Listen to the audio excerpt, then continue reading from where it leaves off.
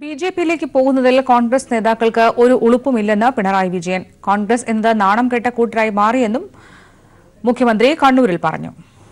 ഒരു പാർട്ടി ഒന്നടങ്കം ബിജെപി ആയി നടന്നു. ഇപ്പൊ വടക്ക് കിഴക്കൻ സംസ്ഥാനങ്ങൾ കുറേയുണ്ടല്ലോ, അവിടെയൊക്കെ ഇപ്പൊ ബിജെപി ഗവൺമെന്റാണ്. എങ്ങനെയാണത് വന്നത്? അവിടങ്ങളിലെല്ലാം കോൺഗ്രസിന്റെ ഗവൺമെന്റ് ആയിരുന്നു.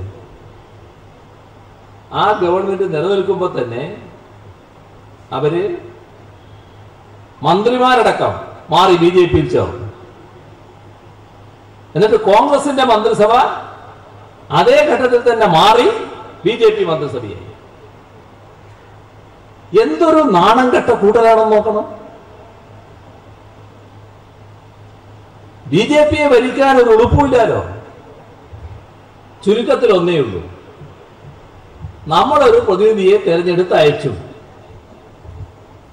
പിന്നെ ഉറക്കില്ലാത്ത അവസ്ഥ നമുക്കുണ്ടാകരുത്. നമുക്ക് ശാന്തമായി ഉറങ്ങാൻ പറ്റണം.